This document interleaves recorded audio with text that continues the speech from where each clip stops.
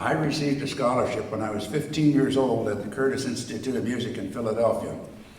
My practice studio was situated along a corridor where people had to walk by my studio to get to some of the more important parts of the building. Leopold Stokowski used to walk by. Fritz Reiner used to walk by. All the fine musicians of the Philadelphia Orchestra that were our faculty used to walk by. There was no way I was going to sit in my studio and sound bad by taking music that I couldn't play and letting it be obvious to the rest of the people outside that I couldn't play it.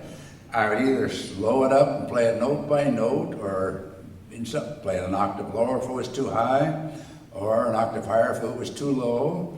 But the very, very difficult things I would take home and work out. The rest that I would work out in the studio always had to sound good. And I was only 15 years old when I started. My instinct told me, don't sound bad. And I attribute a lot of that to whatever success I had later, was that marvelous conditioning of being forced to have people like Reiner and Stokowski walking by my studio where I couldn't see them, but they could hear me.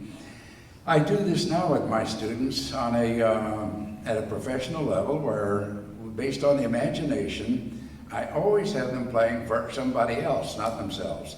For a tape recorder, listen to the playbacks later.